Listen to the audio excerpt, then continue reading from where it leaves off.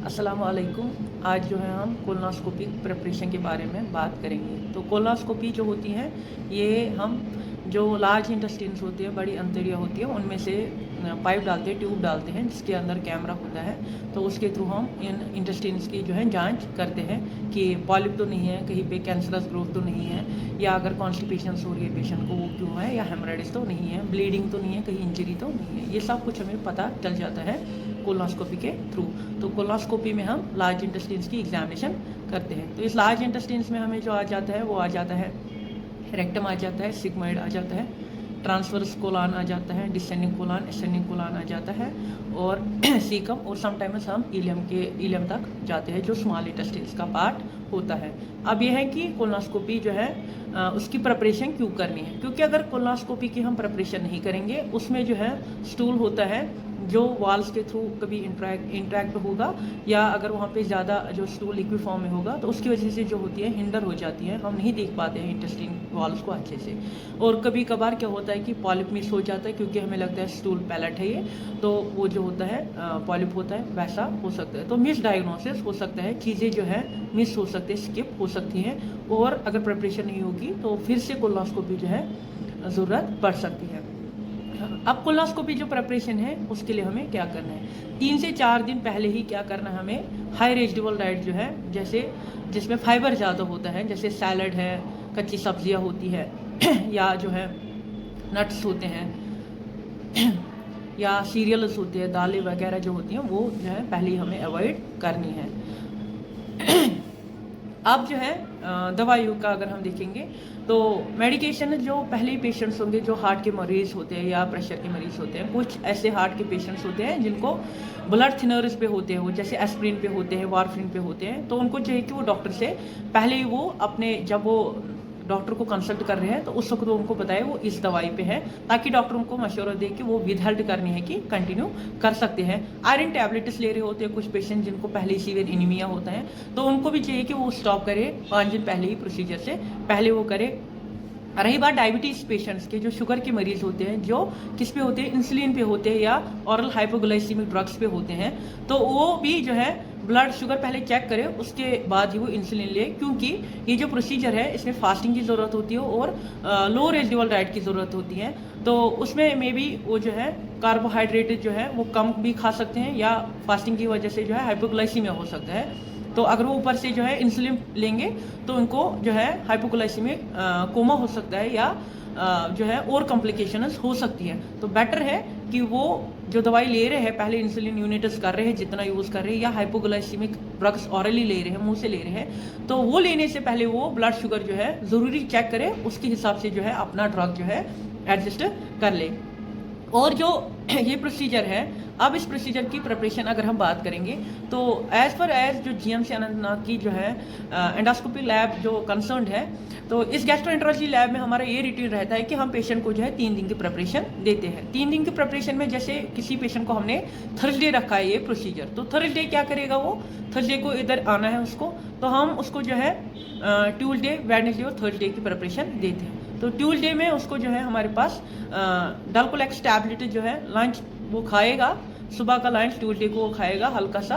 तो उस लंच में जो है वो कार्बोहाइड्रेट जैसे चावल ले सकता है, चावल के साथ वो एग की करी ले सकता है, मतलब ग्रेवी ले सकता है उसकी, लेकिन सैलड या फ्रूट्स वो बंद करने हैं।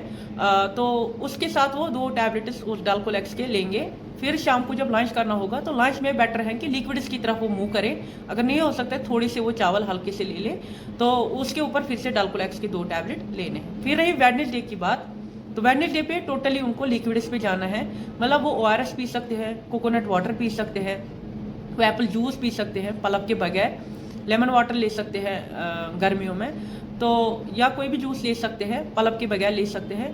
तो उसके बाद लंच में उन्हें जब पिया तो उसके बाद वो 2 टैबलेट डल्कोलेक्स के फिर से लेंगे, और शाम को भी ऐसे ही लिक्विड लेंगे, चाहे कहवा लेंगे, चाय लेंगे, या मीट का जो है सूप लेंगे, मीट के बगैर, खाना चबाना कुछ नहीं है, खाली पीने वाली चीज़ें लेनी है, या ओआरएस लेंगे। तो 2 टैबलेट्स उसके ऊपर है वो फिर से डल्कोलेक्स के लेंगे। सुबह जब यहाँ आएंगे वो थर्सडे को, तो थर्सडे को अर्ली मॉर्निंग में वो चाय हल्की सी पी सकते हैं, खाली चाय, वो 2 टैबलेट्स फिर से डल्कोलेक्स के। अब वेडनेसडे के दिन वो क्या करेंगे, जिनका प्रोसीजर थर्सडे को है, वेडनेसडे को वो 2 बजे जो हमारे पास पॉलीइथाइलिन ग्लाइकॉल होता है, चाहे वो पैग वॉश के सूरत में लिखा है या कोलोकेयर पाउडर है, जिसमें भी वो है, वो सोल्यूशन जो है, वो पाउडर जो है 2 या 2.5 लीटर पानी में डालना है और उसको जो है उसी में घोलना है, मिक्स करना है। और उस मिक्सचर में आपको 250 ml लेना है पर ड्रिंक पे।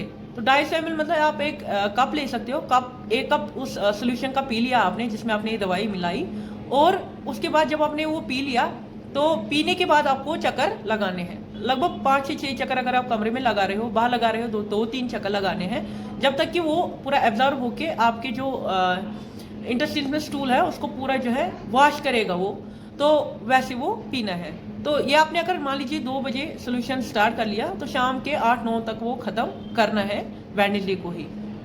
और जितनी बार आपने पी लिया उतनी बार ही जो है चक्कर कंटिन्यू लगाने हैं, बैठना नहीं है। ये नहीं कि आपने बैठ गए तो बस। हाँ, जिन पेशेंट्स को कॉन्स्टिपेशंस होती हैं, जिनको कब्ज रहता है, तो उनको चाहिए कि ये जो पैग वॉश है वो 2 डब्बे लाए और 4 लीटर पानी में डाले।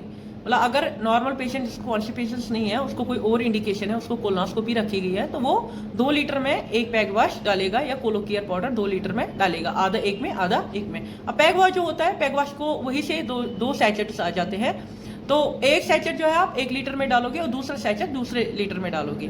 लेकिन कोलोकेयर पाउडर जो होता है उसका ऐसा नहीं आता है, वो इकट्ठे ही पूरी जो है सैचेट आ जाती है। तो उसको आप खुद हाफ करेंगे।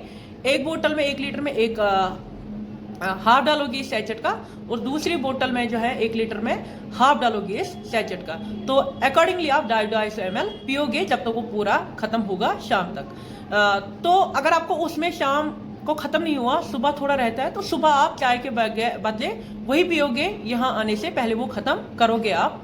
और यहाँ हम जब प्रोसीजर करते हैं तो पहले हम एंडोस्कोपीज खत्म करते हैं और एंडोस्कोपीज के बाद हम कोलोनोस्कोपी स्टार्ट करते हैं। तब तक जो है आपको वो इंटेस्टाइन्स पूरे साफ होने चाहिए, आपको कुछ नहीं खाना है, तब तक आप कुछ नहीं पीना है, आप बिल्कुल आपको जो है फास्टिंग पे रहना है। तो जो पेशेंट्स डायबिटिक वाले होंगे, शुगर के मरीज जो होंगे, वो जो सुबह ब्रेकफास्ट पे इंसुलिन लेते थे अब नहीं लेंगे, वो इंसुलिन नहीं लेंगे और घर से शुगर एक बारी चेक करके निकलेंगे। अगर उस वक्त बहुत शुगर कम है तो एक शुगर की कैंडी वो ले सकते हैं या थोड़ा सा शुगर ले सकते हैं वो, ताकि ग्लूकोज उनको जो है बराबर रहे। फिर जब वो यहाँ आएंगे तो यहाँ एक अटेंडेंट साथ लाए, क्योंकि ये पेशेंट ये जो प्रोसीजर है इसमें इस कोप के थ्रू थोड़ी सी हम जो है एयर अंदर डालते हैं, हवा अंदर जाती है, उसकी वजह से जो है मरोड़े लगते हैं या दर्द थोड़ा सा लगता है। तो इन पेशेंट्स को चाहिए कि एक अटेंडेंट साथ लाए, और जितने भी इनको पहले रिपोर्ट्स हैं, जितने भी इनको डॉक्यूमेंट्स हैं आपने इस मर्ज के रिलेटेड, वो सारे साथ लाने हैं, यहाँ ज़रूरत पड़ सकती है। और जो है क्लोथ जो है लूज पहन के आए, ट्राउजर्स पहन के आए, या फीमेल जो है लूज शलवार पहन के आ जाए, और क्लोथ जो है अकॉर्डिंगली वो लाए, टाइट कपड़े ना लाए।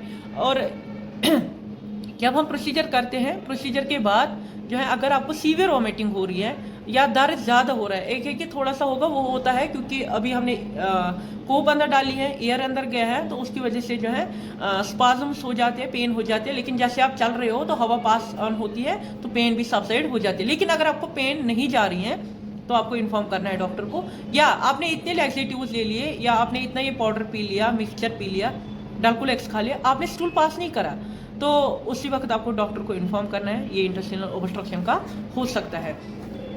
तो आपको जो है ये कोलोनोस्कोपी की प्रिपरेशन करनी है, तो इसमें जितनी प्रिपरेशन साफ होगी उतना टेस्ट अच्छे से दिखता है और आपको कोई भी चीज़ उसमें मिस नहीं होती है।